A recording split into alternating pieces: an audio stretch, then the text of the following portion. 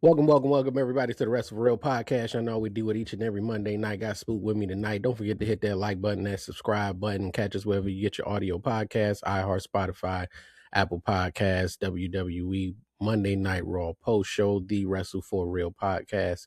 Appreciate the support. Tonight was a quick show. They got in and got out, man. We had some news over the weekend. I believe it dropped. New Day, JC Mateo, Tamatonga, some big dogs, man. There was some people that was in storylines, some people that was getting some TV time. I'm not sure what all happened here. I don't know if contracts was up or these guys didn't want to renegotiate or somebody may have asked for their release. I'm not really sure. But what'd you think about these release, man? At least Tamatonga and JC Mateo, man. Anything with them? I mean, they was at least in some storylines. They kind of just got here too. Yeah, I mean it's like you were saying last week, man. It's it's a new blood coming in, man.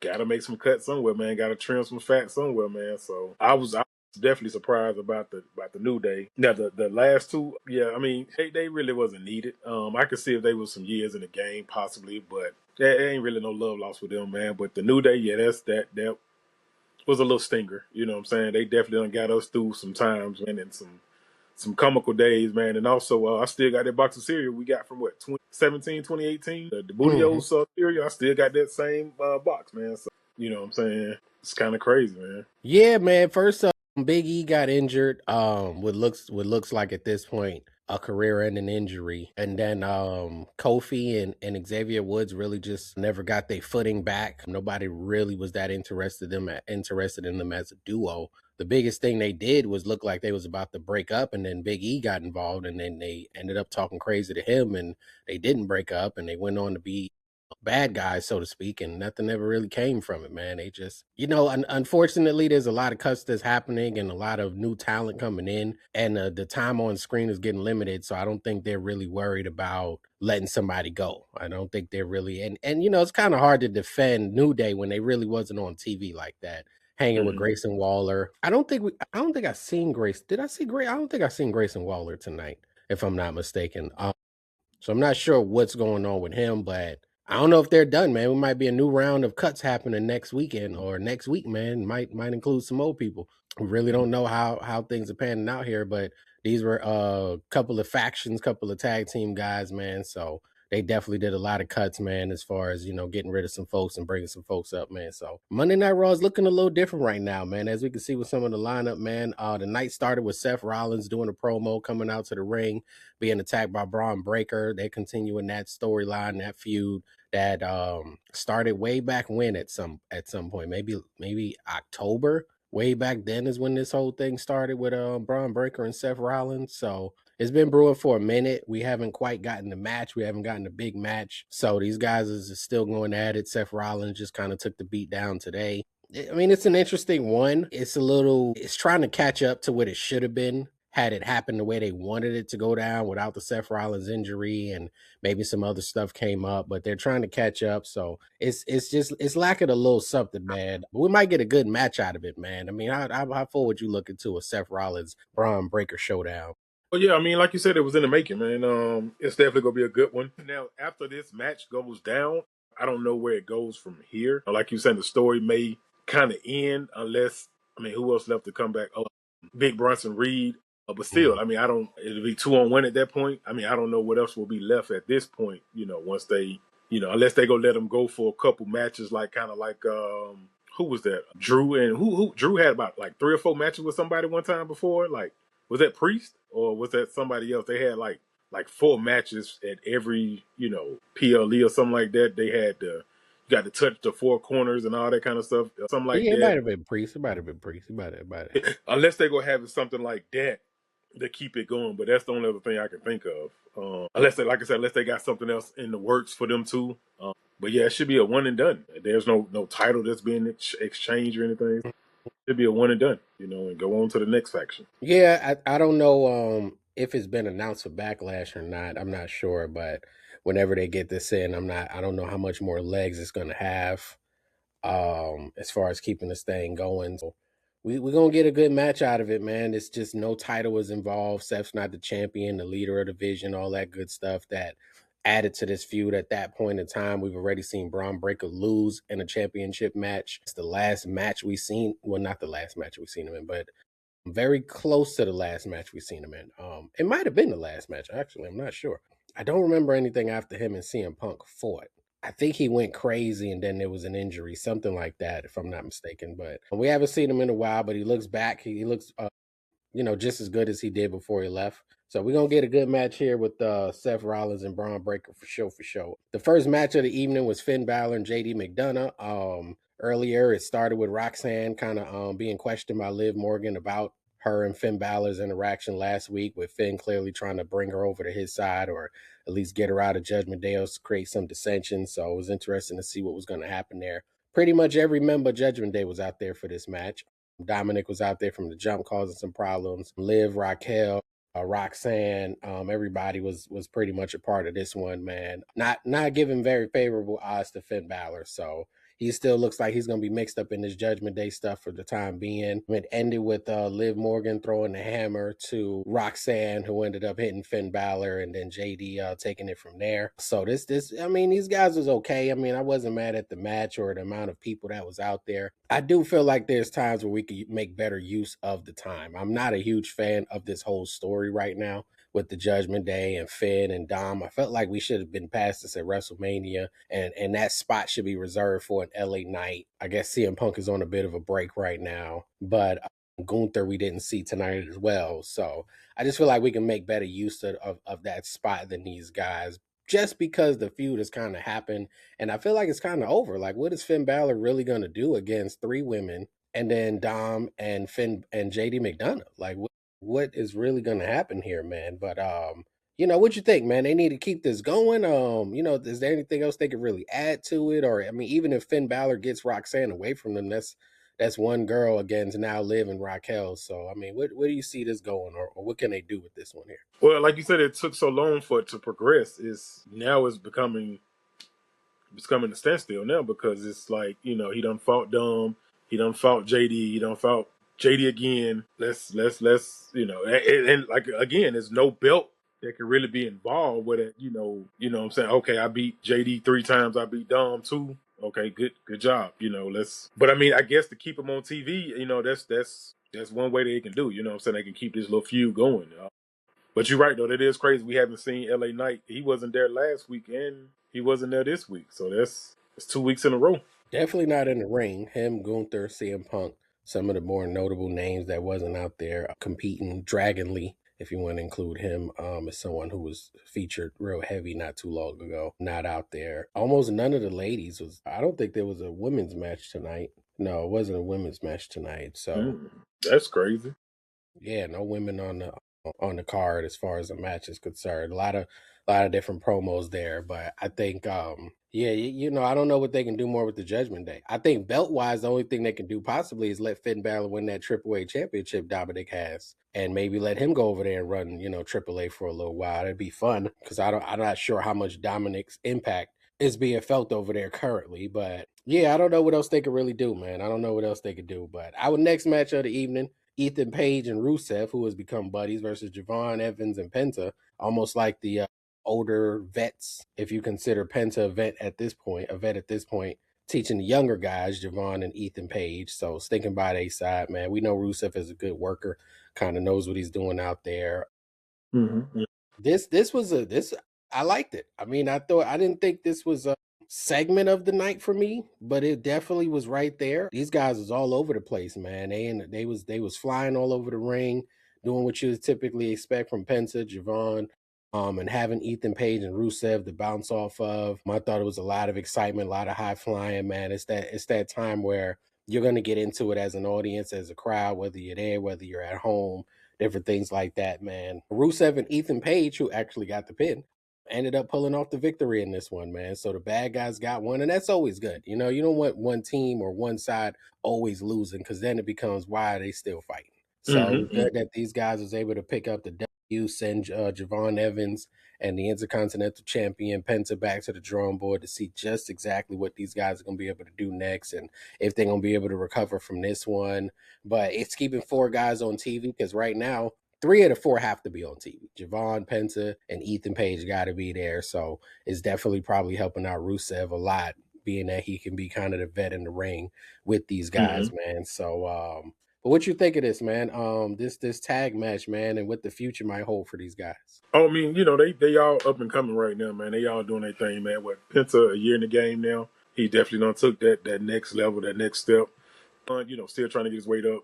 Ethan just crossing over that threshold, man. You know what I'm saying? So he definitely in training right now, trying to get to that next level. Rusev, he always been a beast, man. I don't know why he don't have a belt on his waist, but I guess that's one question that we have to put in the questionnaire box to have TKO, finally answer the question why he's not a title holder.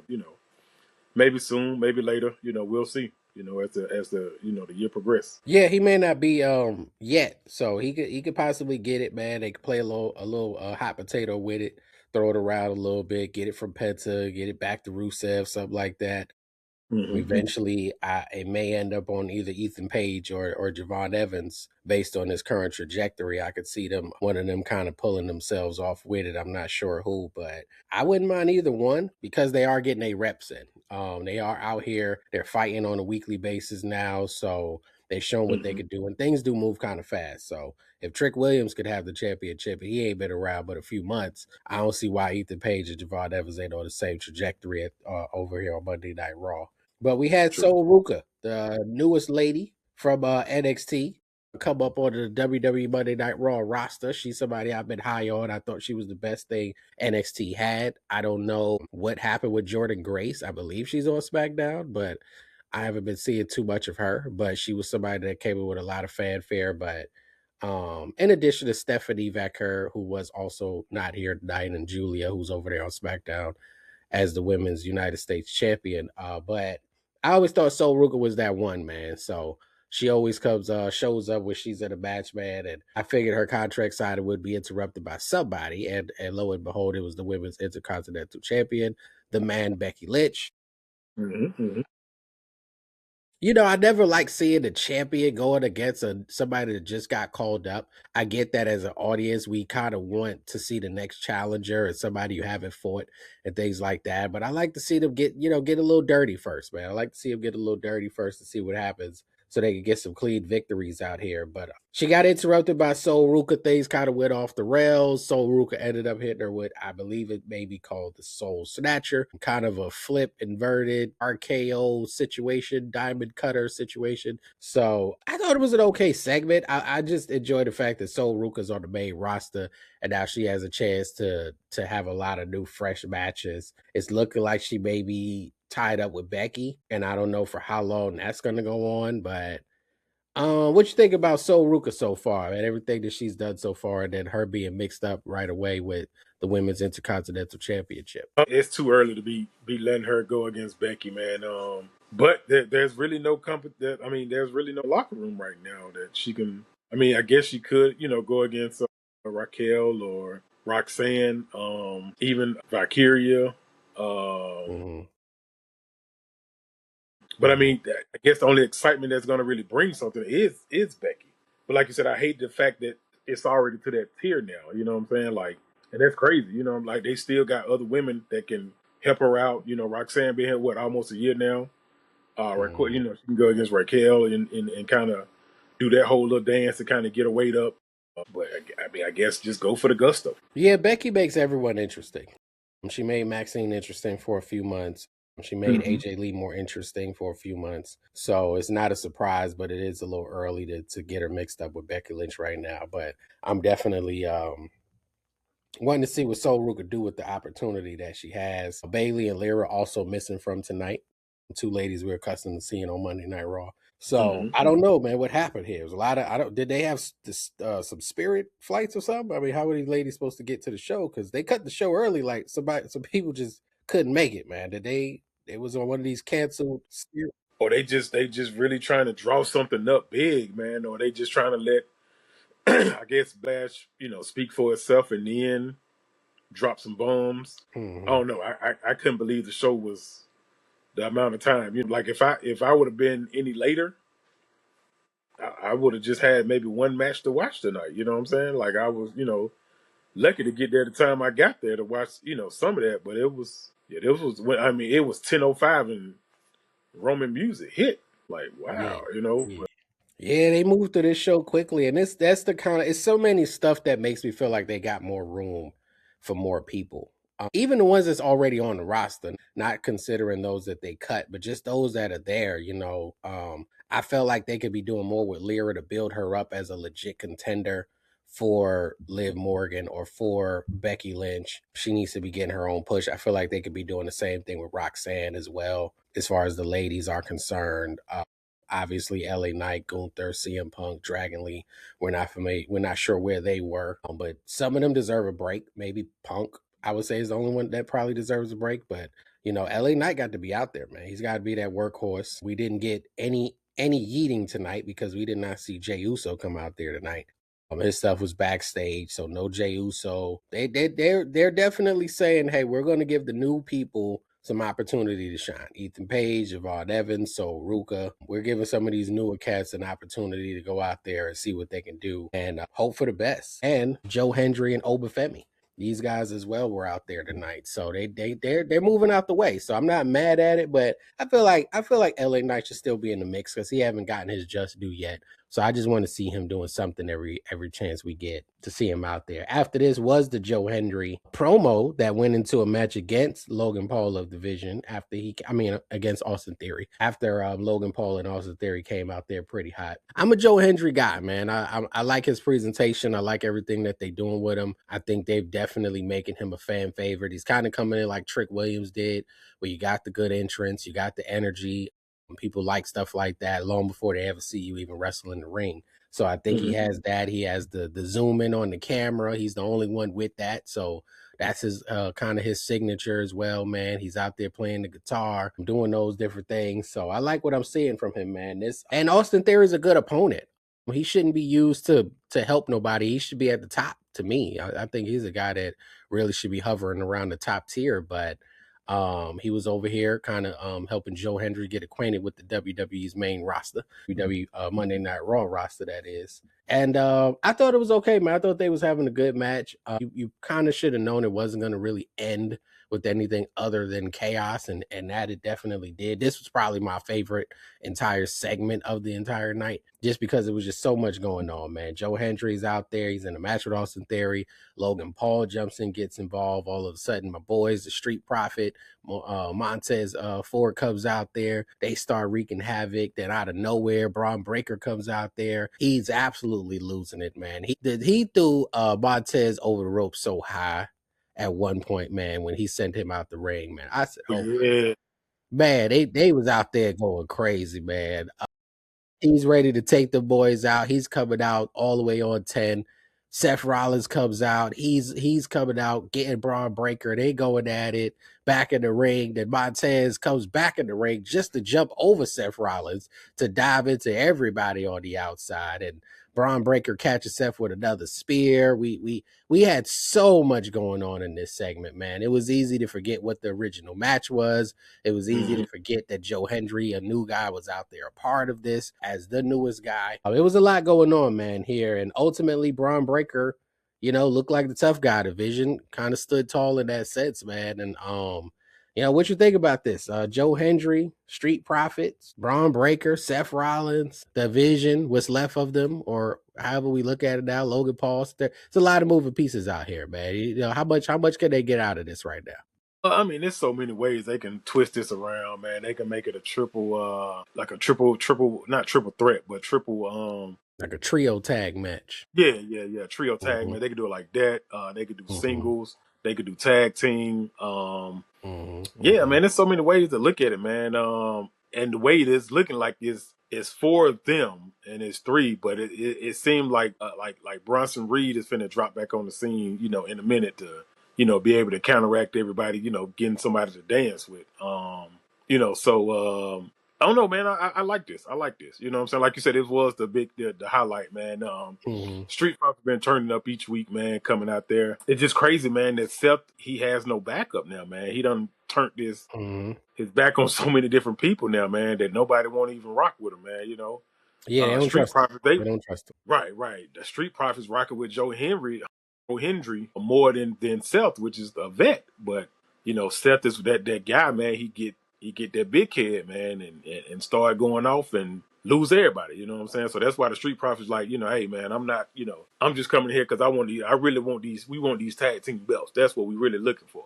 You know what I'm saying? So if that's our way to get to the belt, then we'll do that. But we not your friend, bro. We not friends. Yeah, man, it's definitely a lot of meat on this bone when you put everybody in that bowl together, man, and see what they can do individually. It's gonna be what it is. But Joe Hendry's got a long way to go. He's still got a match that can be complete with Austin Theory, a match with Logan Paul. He's got a match with Bron Breakker, so he has a few options there. The Street Profits got tag team gold in mind, so they got an option there. Like you said, there's a trio tag team option as well in there somewhere. So and whatever Bron Breakker and Seth Rollins gets out of whatever they got going on for their future. So it's a lot here, man. It's a lot to. I think Street Profits is going to end up with those championships, probably with some help from a Joe Hendry or something like that, but Seth Rollins may still be relatively on his own when it comes to going against Bron Breakker. Like you said, he's been a bad guy for so long, man. It's kind of hard for the just pop back up and everybody gonna forget that. So after this, we might have had the most comical segment of the night: Oba Femi versus what was started out as Tozawa. Tozawa took one look and decided, maybe this is not the best idea in the world. Especially when I got big Otis over here. Otis stepped up to the challenge and was knocked around quite often, man. Just Otis has a very comical shape. He's shaped very comical. He's very very low. Yeah, he's bottom heavy. He's there to not do much winning. I would like to see Otis get a little bit more shine, but we had her to Paris from Maxine, so we all just gonna act like she didn't just get beat up and disappear, and we just gonna, she just back with them like nothing ever happened over the last 6 months for her. So we gonna forgive all of that. But Maxine was back with him. Tozawa provided some comic relief, as did Otis, by virtue of the beatdown that he got from Oba Femi, who was just tossing and throwing him all over the place, man. So Otis got some TV time though, man. And this is the kind of stuff I was wanting him to do for Oba Femi leading up to Brock Lesnar, instead of now on the back end, because it's like, okay, cool. All right, we kind of, we gave away such a big match, but all right, before he was able to really get his feet wet. But Tozawa didn't take the beat down in this one, man. Otis took the beat down, man. What you think about this one and how Oba Femi has been looking right now? Oh man, Oba is looking good, man. But it was a good one, man. Otis, he tried to hang in there for a second, man, but he overpowered him, man, and threw him around after that point. Was a little struggle at one point, man, to get him up there. You know what I'm saying? But he finally got him up there and hit him with what's the name of his finisher? Fall from Grace. Yeah, Fall from Grace. Yeah, he hit him with that at the end. So, but yeah, I mean, it was a good. I mean, Otis tried to do his thing, man. You know what I'm saying? We knew what was going to be the ending of it, but like you said, yeah, he should have had a lot of little build up like that, man. Just ran through a couple people real quick, man. Had some fun out there, get him some reps in, man, and then took down the big dog, man. But I guess like you and Stan was saying in the past, everything was going so fast, so they was having to move it so quickly to get to WrestleMania. He didn't really get a chance to do any of that in between, so.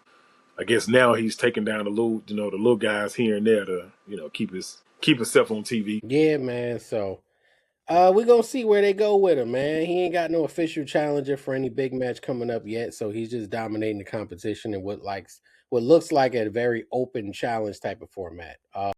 So kudos to them, kind of doing it backwards, but doing it as far as building up Oba Femi as a real monster, as an elite competitor. But after this, we had the Grandes versus the Grandes, El Grande Americano and Los Americanos, with the OG El Grande Americano and the Creed brothers, basically. Not sure what was going on here. Apparently, this story developed more on AAA, but everybody's got a mask on now, so I've been wanting to see the Creed brothers as a tag team, so I'm not complaining. If this is how you got to get on TV, man, I mean, this is, yeah, man. It's better than getting cut. Get in where you fit in. Right. Yeah, man. They could have very well got a pink slip, so I'm not hating on them, man. I just felt like this was a little, I mean, it wasn't a bad match. Obviously, all of the guys in the ring can definitely go. So it wasn't a bad match. It was just something that I wasn't really sure where this exactly came from. Because now, once we had the Creed brothers with Chad Gable, now we just threw them under a mask and they're reunited. And I guess it feels so good. And But, then that was it. It's at the end. What are they doing the mask versus mask? Like, now, why you took all that mhm, time frame?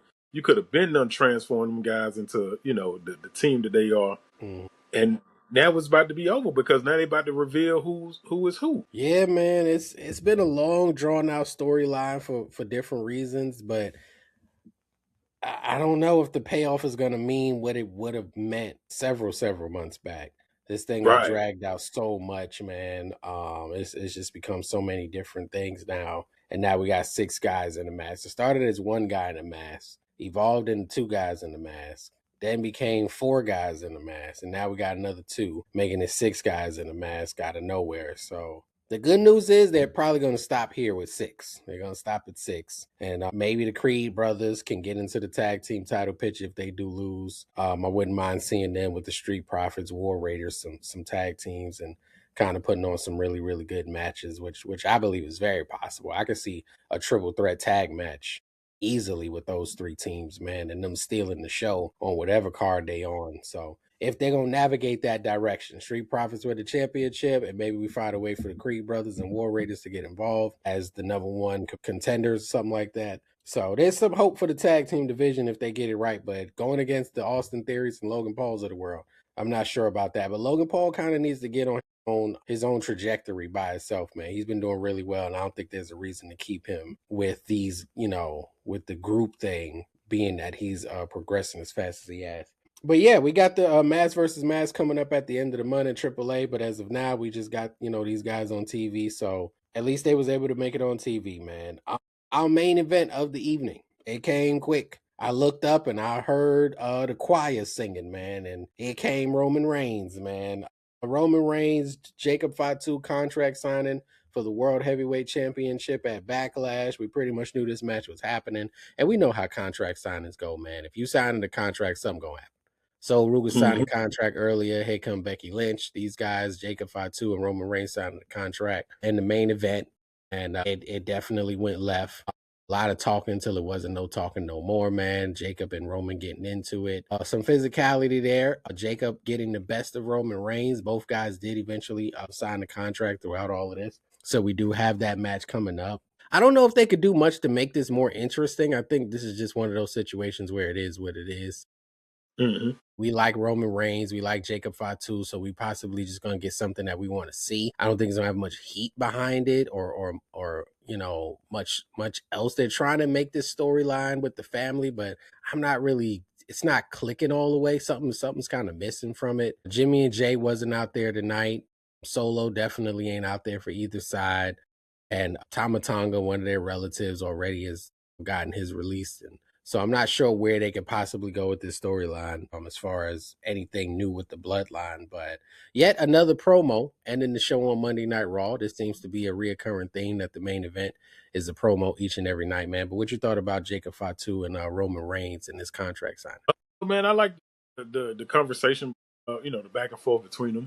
And we already knew that at some point, man, that Jacob was going to lose it, man, and swing on Roman. So it ended how it ended, man. It was a good little ending. Like you said, it's going to be a good little match. As far as where it go after this, Mm-hmm. I think the dance end at that point. Maybe the next PLE. I don't think it'll make it to SummerSlam or anything like that. Mm-hmm. But maybe a couple PLEs, to kind of let them get another little shot at them, and then after that, they definitely gotta end it at that point. It's really nothing else left after that, unless you finna put them in a cage or something like that. But that's it. Yeah, they don't have much. I don't know unless something major happens. If Jacob brings new bloodline members in and becomes a full on bad guy, maybe they can drag something out there with him winning the championship. But if he just loses and doesn't get that championship, then I don't see why they would run it back or why they would do anything else to kind of continue it going. And we've seen so much story with the bloodline. We've seen Jey Uso be a good guy, be a bad guy. We've seen Jimmy on both sides. So it's really hard to like interject anybody that we haven't already seen be a good guy or a bad guy. Same thing with Solo. So I don't know who you would even put in or who you would go grab as far as doing anything addition. But this might just be something to help get Roman Reigns to whatever the next PLE is, kind of warming him up. CM Punk haven't gotten his rematch. So that could be something there that they may be trying to set up down the line. We don't know what's going to happen with Seth Rollins and Bron Breakker. Gunther and LA Knight seemed like they was on a bit of a collision course. So I don't know what's been going on with Gunther, and they just seem like they just kind of really confused as to what to do with Gunther and LA Knight. They just kind of there one day, not there the next day. So I'm not really sure, but we gonna have to wait and see with some of these guys what they end up doing. But so many competitors have already faced Roman Reigns, so I guess that's why Jacob is in that seat, and he just didn't demand a title shot over there on SmackDown where he was against Cody Rhodes. So this was a quick Monday Night Raw, man. Quick Monday Night Raw. We got a quick show tonight just to match that energy. But y'all know how we do it. Next week we'll be here, same time, same place. WWE Monday Night Raw post show. You had an MVP for the night, man. Anybody stood out for you tonight? Like you were saying, man, that big whole little ensemble with the Street Profits, Bron Breakker, Seth, Vision, Joe Hendry. They really turned it up, man. You know what I'm saying? That was really the highlight. That was really it. That was that. I mean, that was a show. Yeah, that was a good segment, man. That was a good segment, man. I definitely still probably go with my boy Montez Ford. He came out of there looking good. So he's having a couple of good weeks so far, man. He's staying on the right path, stay relevant, stay in the hunt, stay in a meaningful storyline so you can continue getting on TV. And with him and Joe Hendry, that combination, I think they're gonna be on TV for the foreseeable future. So that's a good look, man. They just trying to get some new blood in there, man. So, even though we used to seeing Gunther and LA Knight and Jay Uso and Jimmy Uso and Dragon Lee, obviously AJ Styles retired not too long ago. Even the ladies, we used to seeing Bailey and Lyra, Stephanie Vaquer, a lot of them, also missing.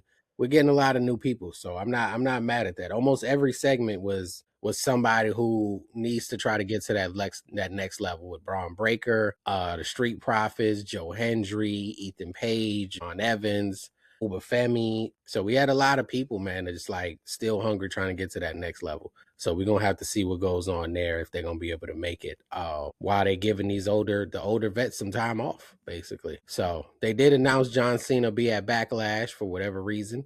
To make some type of announcement. So he's staying very active with the company. So giving us something to look forward to, man. Backlash, I believe, is it next weekend? Yeah, this weekend coming up. Yeah. This the weekend of the 9th. The 9th or the yeah, okay. Dang, Backlash, it's coming fast. I didn't realize this was a go-home show for Backlash. I didn't even realize that till just now. It didn't feel like it, man. They just throwing Backlash away. Yeah. They just kind of throwing this together and getting rid of it. Didn't even peep that, man. But I guess next week we'll definitely have some more to talk about with the fallout from Backlash and WWE's post show for Monday Night Raw. So don't forget to hit that subscribe button. Don't forget to hit that like button. Continue to follow us. We appreciate the support. Don't forget to check us out on all the audio podcasts, iHeart, Spotify, Apple Podcasts, wherever you get your podcasts. We are there, the Wrestle #4 Real Podcast. Appreciate you, Spook, jumping on tonight. And until next time, man, we'll be right back at it. We're going to catch up with y'all. Please don't forget to hit that subscribe button. Please don't forget to hit that like button. Definitely share it. You can catch us on all platforms, wherever you get your podcasts.